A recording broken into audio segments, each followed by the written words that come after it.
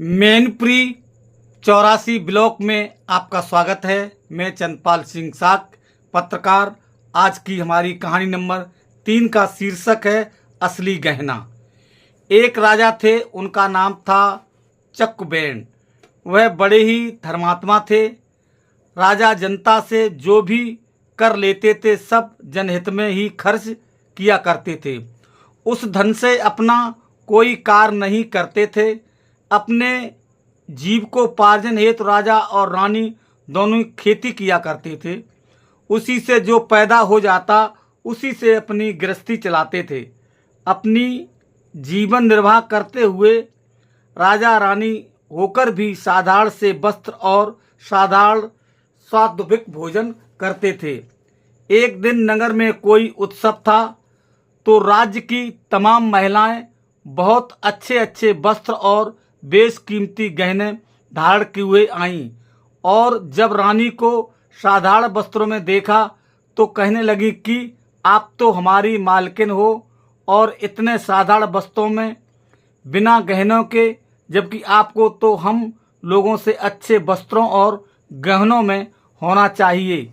ये बात रानी के कोमल हृदय को छू गई और रात में जब राजा रनवास में आए तो रानी ने सारी बात बताते हुए कहा कि आज तो हमारी बहुत फजीयत बेइज्जती हुई।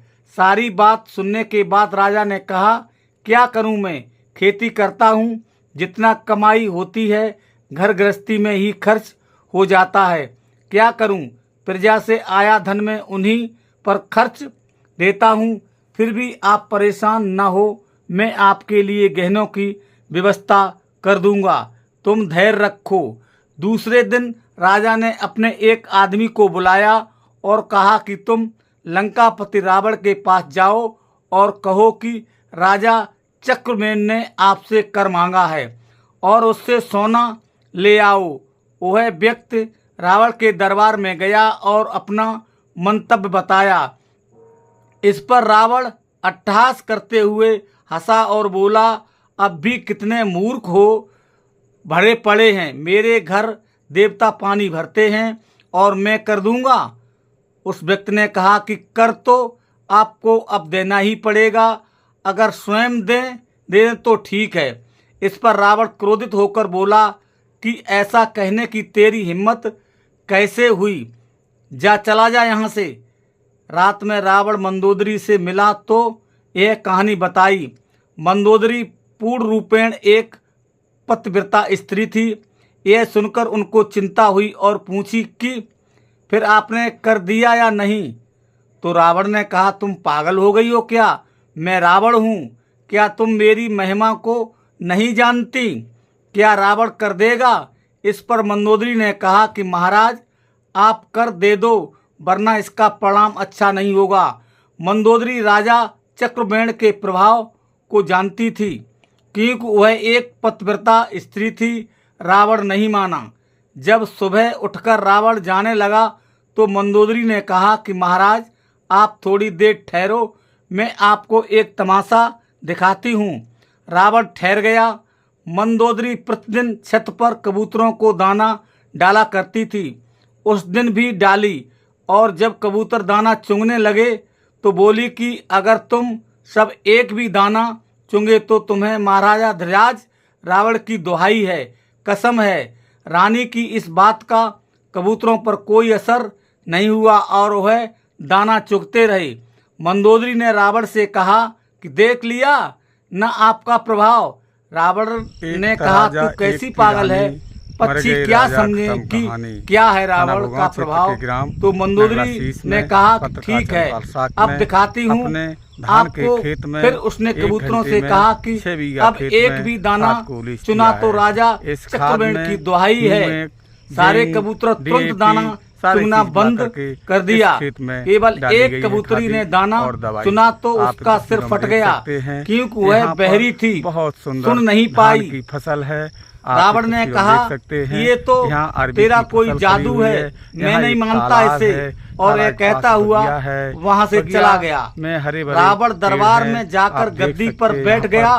तभी राजा चक्रबेन का वही व्यक्ति पुनः दरबार में आकर पूछा कि कार्यक्रम आपने हुआ मेरी है। बात खाद पर रात डालने में का विचार मैंने किया या स्वयं नहीं? इस खेत में आपको खादी कर का रूप में डालना सोना शुरू देना किया पड़ेगा। था और रावण 1 घंटे में ठट्ठा ये हंसकर खादी बोला डालकर कि फुर्सत कैसे हो गई है। आदमी हो, अब नहाएंगे, तुम देवता धोएंगे, हमारे यहाँ पानी अपने भरते ऑफिस हैं जाएंगे और हम और कर क्या, देंगे। खेती करनी है तब उस व्यक्ति तो ने सजग कहा का कि श्राद्ध भी देना पड़ेगा, ठीक है, आप सहयोग भी हमारे करना साथ पड़ेगा। थोड़ी देर अगर के हम किसी का लिए सहयोग समुद्र के करेंगे किनारे तो वो चलिए। हमारा रावण सहयोग किसी करेगा। से डरता ही आप नहीं था, देख सकते हैं तो यहाँ पर कहा बहुत चलो सुंदर भाई, सा और खेत उसके है साथ और चल हम गया। आपको एक कहानी उसने समुद्र सुनाने के जा रहे किनारे हैं। पहुंचकर एक राजा, लंका की एक तिरानी, आकृति बना मर दी गए राजा, और जैसे खत्म ही कहानी। 4 दरवाजे आप देख सकते लंका हैं में थे कितना वैसे सुंदर ये दरवाजे बना दिए सुहाना और मौसम रावण है से पूछा और कि यहाँ के लोग लंका कितने ऐसी ही अच्छे है ना? हैं। आप तो इन्हें रावण ने देख कहा सकते हाँ हैं। ऐसी यहाँ ही पर है। ये तो कितना सुंदर क्या हुआ, सुहाना तुम मौसम तो है बड़े कारीगर और हो।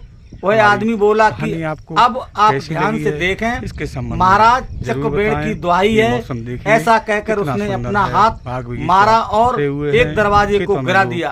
काम कर इधर रहे हैं। बालू आप से इन बनी तस्वीरों में लंका देख का सकते हैं एक एक कितने हिस्सा दूर-दूर तक बिखरा, लोग यहाँ उधर असली काम कर लंका रहे का हैं भी और वही अपनी खेती बिखर बाड़ी गया। कर रहे हैं। अब आप वह देख आदमी सकते हैं बोला कि यहाँ कर पर देते हो ना कितना या सुंदर नहीं, सावना नहीं तो मैं मौसम अभी है हाथ और मारकर सारी इसी लंका में बिखेरता हूँ। चलते चलते रावण डर हम गया अपने घर की और ओर बोला चलते हल्ला हैं मत कर, और देखते तेरे हैं को क्या जितना हो रहा है। चाहिए देखिए, चुपचाप ये लेकर अरबी की चला जा। फसल रावण खड़ी उस हुई व्यक्ति है। को ले यहाँ जाकर पर ये हमारा कर के खेत रूप है। में एक बहुत बीघा का सारा खेत है। सोना दे इसमें देता अरबी है। गाड़ी गई थी। रावण से पिछली बार जब अरबी कर गाड़ी लेकर थी, वह तो आदमी ये राजा हमारी चक्रवेण अरबी के पास 80,000 पहुंचा की थी। और इस बार उनके कोशिश सामने है सारा लगभग सोना 1 रख लाख दिया। की जाए। चक्रवेण ने वह सोना रानी के सामने रख दिया कि जितना चाहिए उतने गहने बनवा लो। रानी ने पूछा कि इतना सोना कहाँ से लाई? राजा चक्रवेण ने कहा कि यह रावण के यहाँ से कर के रूप में मिला है। रानी को बड़ा भारी आश्चर्य हुआ कि रावण ने कर कैसे दे दिया। रानी ने कर लाने वाले आदमी को बुलाया और पूछा कि कर कैसे लाए हो? तो उस व्यक्ति ने सारी कथा सुना दी। कथा सुनकर रानी चकरा गई और बोली कि मेरे असली गहना तो मेरे पतिदेव जी हैं, दूसरा गहना मुझे नहीं चाहिए। गहनों की शोभा पति के कारण ही है, पति के बिना गहनों की क्या शोभा। जिनका इतना प्रभाव है कि रावण भी भयभीत होता है, उनसे बढ़कर गहना मेरे लिए और कोई नहीं हो सकते। रानी ने उस आदमी से कहा कि जाओ ये सब सोना रावण को लौटा दो और कहो कि महाराज चक्रवेण तुम्हारा कर स्वीकार नहीं करते हैं। अपने घर की कथा का सार है मनुष्य को देखा देखी न पाप न पुण्य करना चाहिए और सात्विक रूप से सत्यता की सत्रोत्र विधि से कमाई हुई दौलत में ही संतोष करना चाहिए। दूसरे को देखकर मन को बढ़ावा या पश्चाताप नहीं करना चाहिए। धर्म से बहुत बड़ी शक्ति आज भी है, करके देखिए, निश्चित शांत मिलेगी। आवश्यकताओं को कम कर दीजिए, जो आवश्यकता है उतना ही खर्च करिए, शेष परोपकार में लगाइए।